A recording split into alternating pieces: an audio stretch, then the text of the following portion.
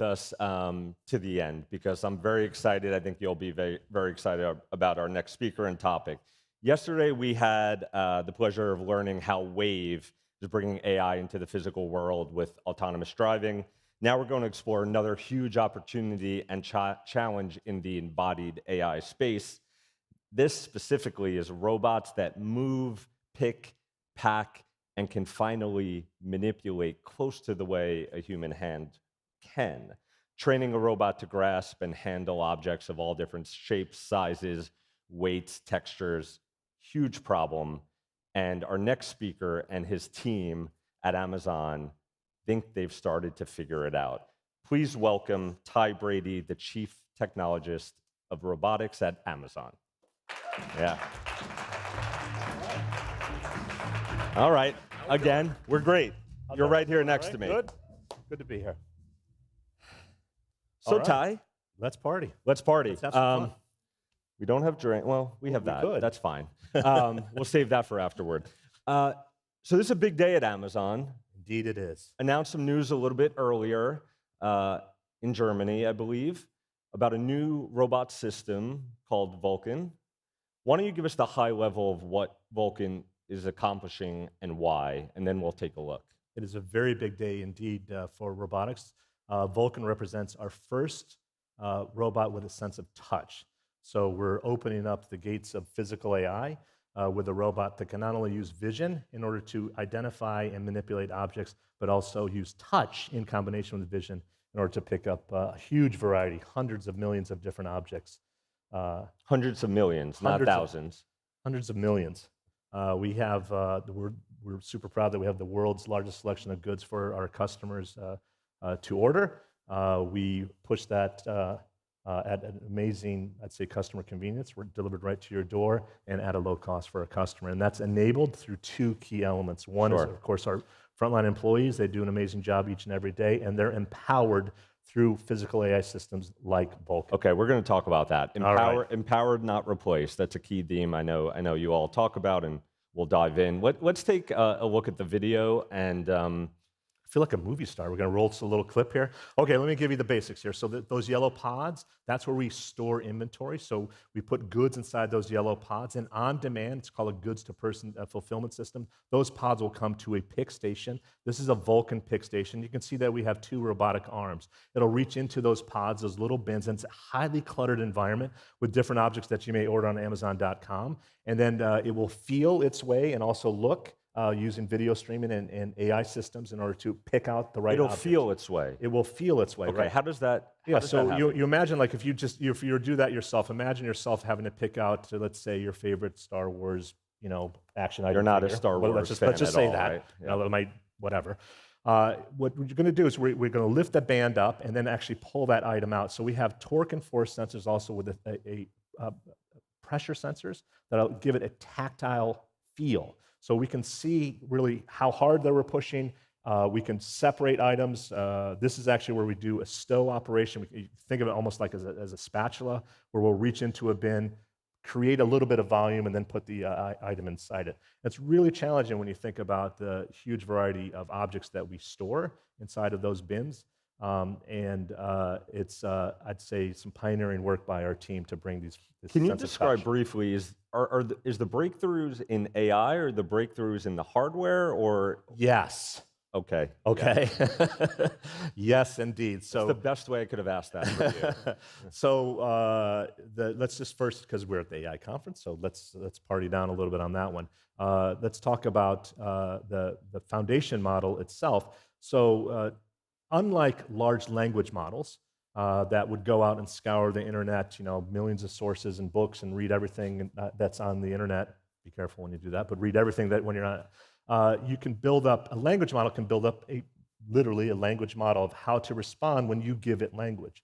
Well, in robotics, it's a little different. We think about the trajectories and we think about grasp affordance of how to pick things up and how to move the robotic arm, or even for our fleet of robots. We have the world's largest fleet of mobile industrial robots out there with our drive units. How many people have been in an Amazon warehouse, taken a tour, or anything like that? Ooh, that's good. How many people have used Amazon? That's great. That is great.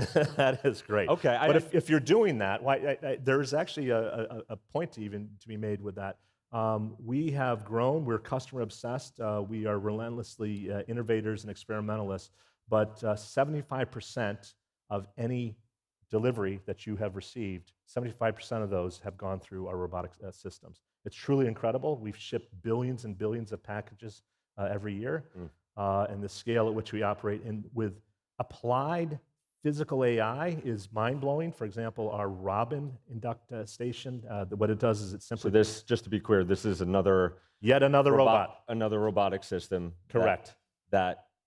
Well, I'll let you. What it does is it picks up a package. It seems like a very easy job, right? It can pick up a package out of a stack of packages, this big mound of random packages. It will pick up a package, identify that package, actually look for damage using AI systems as well to see are the corners damaged, is it opened, and then we'll place that package onto yet another robot that will sort the packages for our customer. And just that simple operation is very complex, right? There's a lot of variety in the packages and in the shapes that we have. But we have simplified that in our robotic systems, and we've done more than 2 billion picks just with Robin alone. And it's a great example of why it makes it better for our employees, right? Because you would want... Let's get to that. But first, on the point, only a few of you have toured an Amazon warehouse. If there is a tour available at one near you, whether you're a huge Amazon fan, not, somewhere in between, I think it's worth your time to see sort of where this world is headed. Let's talk about employees. So somewhere in between. I mean, do you want me to do a poll? We'll save that for drinks. So, okay. But it is a serious topic, and I know you have strong feelings about this. So, this robot system is both picking products and then stowing products. Two of the most common roles of humans inside Amazon's massive warehouse network. Second largest employer, private sector employer in the U.S., are pickers and stowers. I heard the stat that this robotic system can handle about 75% of the products. So where do the humans fit in? Yeah. And for how long? It's a fair question. It's okay. Ask any question that, I know that you it's like. Fair. Yeah. It's the way that we frame our robotics is squarely around people. Right, we put people at the center of the robotics universe. So our philosophy is that we augment and extend human capability by having robotics be a tool set for people to use. It allows them to be more operationally efficient, right, to coin the term, but we can also provide a safer environment for our employees. So let's get specific about Vulcan. Sure. Right? Your question was like, how do people fit into the Vulcan system? Well, they do very much, and it's very much at the core. So first of all, when you have hundreds of millions of different objects, 25% of them is still a pretty big number, right? So that's a pretty big number. And there's some objects out there. If you think of it, we probably are selling it, which means we have to identify and manipulate it and move it, where people are just going to be better at. Okay. So how does that work actually in practice? The system will raise its hand and say, hey. No, in practice, we know about those objects as well, so we'll put those into what we call the Goldilocks zone or the power zone for a person. So why we're excited about Vulcan and why it adds to the employee's safety is that on those pods, they're rather tall. So when there's objects... And just to translate, a pod at Amazon... That's that yellow fabric It's thing basically a mobile shelf that is moving to a station on a mobile robot. That's right. And then typically a employee would be standing there ready to pick your So if you pack. had to get something off the very top bin of that mobile shelf system, these yellow fabric pods, you'd have to get a ladder, and you'd get on the ladder, go up a couple steps and pull that object out. Or if you had something in the very bottom bin, you'd have to bend your knees down and reach down and pull the object out. And we particularly like Vulcan because it keeps people really in the power zone. They don't have to do that. So those objects that we know that we can pick through Vulcan, we'll place those on the top and bottom bins, right? We'll intentionally, when we do the stow, we'll stow those on the top and the bottom such that a person doesn't have to get on the ladder or bend down on their knees, making it better for our employees, right? I think it's a great example of us trying to eliminate repetitive stress Yeah. in the workforce. Our robotics over the past 5 years have reduced the amount of repetitive injury by 34%, right? So it is working. I do have one more question on that. You know, for years, and you know this, it's not a secret. When I or probably the company has talked to employees about how they get injured in warehouses and musculoskeletal injuries, a lot of it, strains and sprains, have to do with, yes, reaching something up high or bending low. Maybe it's the product on top is too heavy. Was there any thought along the way, yes, we will create a solution at some point, and you have, that maybe products should just be in the power zone and you shouldn't have products up high or down low? Or would that just like... We have thought of that, and we have our Sequoia system, for example, that containerizes all of our products. So everything that is to be picked is in the power zone. But we also have many warehouses today that have the fabric pods installed inside them. So any robotics and automation that we can do that will make the employee's experience better, that's what we do. Like the Robin system that I spoke about that has done the 2 billion picks, we think it's way better for a robotic system to pick up a 50-pound box from over here and just simply move it to here. I mean, I will be unabashedly proud that we aim to eliminate, and I mean eliminate, every menial, mundane, and repetitive job out there. We want to eliminate that. And if it's repetitive, we want to automate that, because we will never run out of things to do for our employees. We want them to focus on higher level tasks. People are amazing at using common sense and reasoning and understanding complex problems. Like why would you not use that? Why would you throw that away in your system? One more employee-focused question. This is my favorite. I can tell you're very passionate about it, and I think they're very important. If a fulfillment center, as Amazon calls it, a warehouse today has, let's just say, 1,000 employees. Yeah. After the Vulcan system is up and running, should we expect that same facility to have 1,000 employees doing different things, or maybe a number lower, but perhaps some of the jobs are paying more? Like, how should we be thinking about the full labor impact? Yeah, it's a really great question.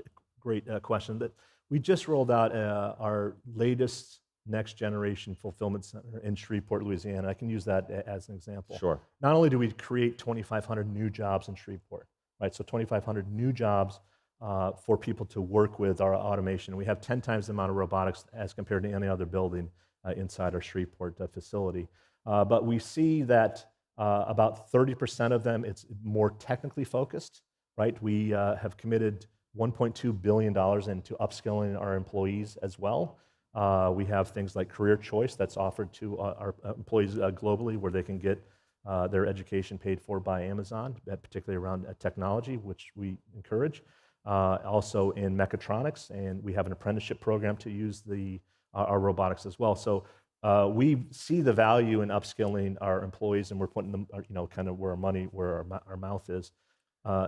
But to the specific question about a facility that has 1,000 employees today. Yeah. So all right, let me get to let me directly answer the question. So you could be 1,000 or more. So the common not less. Not less, because let me see if I can explain that. Please. So if you have the collaborative robotics, okay, so I'm going to go through a virtual flywheel for you. And we're going to come for questions in a minute, so please have them ready. Collaborative robotics means robots that work with people that extend human capability. Yep. Okay, and it's a system where people and machines are working together in order to get the job done more efficiently. If that's done right, if we as roboticists do it in a way that makes it easy and accessible and simple for people to use, that gains us more productivity. Okay, when we have more productivity, then we can sell more objects, we can move more objects through that same building. So if we had a manual building that had 1,000 people in it, and I have a robotics building next to it, you'd be like, well, why do you need people, right? Because there's a huge common... Or why don't you need 500 people instead of 1,000? So because instead of, I'll just call it 100, whatever the units are. In this building, I had 100 that I moved through in a day, right? But if now I have more productivity, I can move 200 through in that day. Or I can move 250 units through in that day. right? So we're more operationally efficient, and not only can I move them more efficiently, but I can also move them at a lower cost that goes to our customer. It's a huge deal because then when we offer a huge selection of goods, which our robotics enables, when we offer a lower cost, which our employees and robotics enables as well, then people buy these and it allows us to invest more in collaborative robotics, right? So then what this does is this spins the flywheel such that we have a more productive, for the same square footage, more units coming in and out. More units that come in, there's more exceptions, there's more problems to be dealt with for sure, and we're serving more customers. That's a win for the customer, that's a win for the employees because they're doing it in a safer manner, and it's a win for the business as well because we can store and sort and move and manipulate more items more efficiently. That's how we're doing it. I hope that vision is what we all see. It's the vision that we have today. Yeah, we're seeing that in our fulfillment centers today. This is not like I'm making up. Do we have any questions? I do have a few more. Yeah, we have one right here in the middle. Just wait for the mic. Please tell us who you are. Samsu Samila, yes, a business school. So I had a question because the topic is embodied. I had two questions, in fact. One is embodied AI. Are you using the vision and touch also to collect data for training the AI models? So that's question number one. Question number two, how is the work at the warehouses coordinated? Is that algorithms also? How are those algorithms run? And is it fair to characterize that AI is effectively a manager? It's a great question. I'll just see if I can answer those both. The first is data is the fuel for any AI system, right? And particularly around manipulation. We manipulate many objects in the field every day. When we do pick up an object, we identify that object. That goes into a foundation model that we have regarding manipulation. If it's a unique object that none of the other robotic systems have seen, then we actually study that even a little bit more and propagate that data into the foundation model itself so that all the other robotic arms can learn, like if I see that particular dog toy or this one that's really wonky for us, this is how I handled it, and it goes in the foundational model for the systems to use. That's very powerful, right? It's very powerful to have such a huge collection of data, to have an experimentalist mindset, to have innovation kind of in your DNA, to realize that the foundation models are backed through data. So understanding your data and understanding the value that your data will have for us in this manipulation system with Vulcan is very, very powerful. So every object that it sees actually empowers a better sense of touch and vision for at least for our Vulcan system. And the second question was on, I believe, are algorithms the managers? Right. So the algorithms are not the managers. People are the managers, right? Again, it's just people and machines. But people use algorithms. We use what we call flow management. You can think of this almost as a manufacturing line of when different lines and the material going through. We have material that is picked. We have material that is going to be packed. We have material that goes on conveyance belts and needs to be sorted to go to different trucks for the routes. Our managers, our people managers, and they do an amazing job of this. They have an incredible sense of when things are not going right. But they also have tools available to them that use embodied AI to say, hey, I notice a difference here. Is this on your radar screen? And just like what might an example do? I see a congestion hot point over on the mobility floor where we're storing the goods. There's a congestion hot point over there, and I don't know what the reason is. This is the AI system. I don't know what the reason is. I can just tell you there's a congestion hot point. Now, we also have our mobile drives can notice it's probably something that's fallen out of a bin that's on the floor. Our drive units can pick that up. If they don't pick that up, then what we have is we have a person put on what we call the robotic tech vest, and they can walk out. It's like a Moses vest. They can walk out. All the drives parked in front of them. It's very powerful. It's very amazing. And then they can see actually what's going on. Now. Right. So it's again, it's just this philosophy that you put people at the center of the robotics universe. You put people at the center of embodied AI and allow people to use the tool set in the way that they see fit. The actions. Go ahead. I'm going to come for another question in a second. Just one more from me. Yeah. Humanoid robots, at least in the US, I believe in Asia too, a lot of hype, a lot of investment in. Amazon has experimented with at least one company's humanoid robots. And so I'm curious, there's a lot of question about what the commercial viability of these are. Do you have a take on that, whether personal or Amazon's view, or both? It's going to be both, Yeah. right?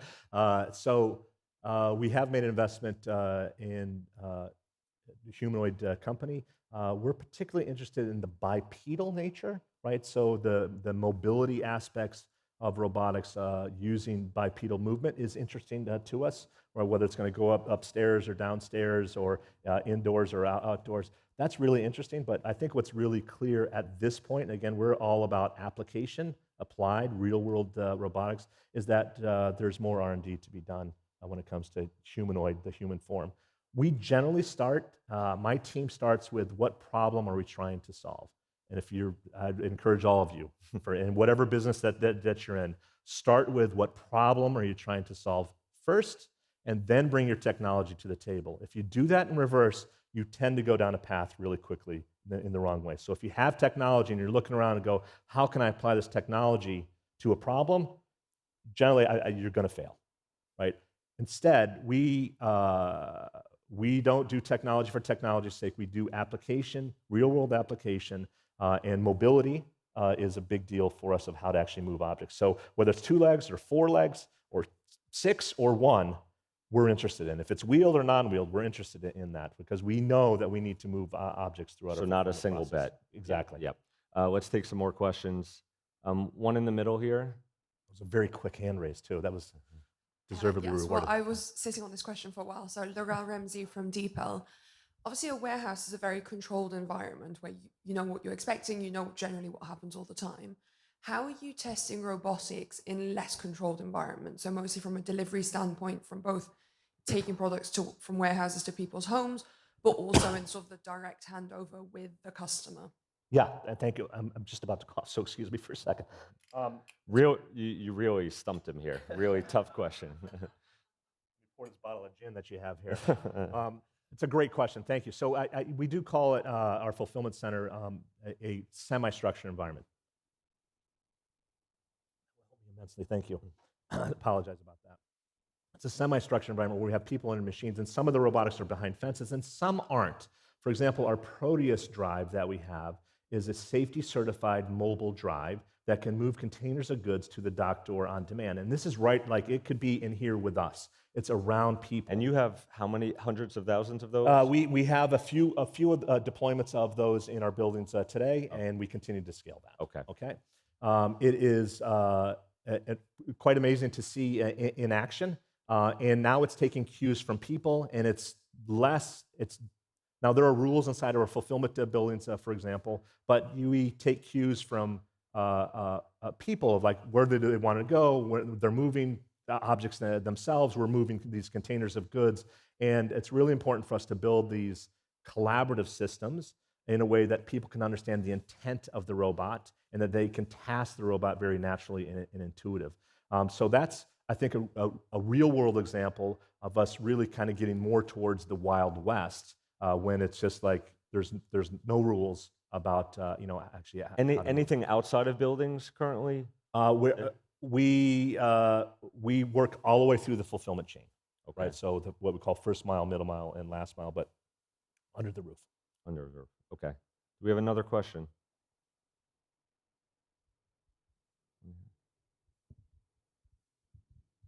I have a quick question. You've talked so excellent. Please just tell us who you are. Oh, Anne Curry, Strategically Green.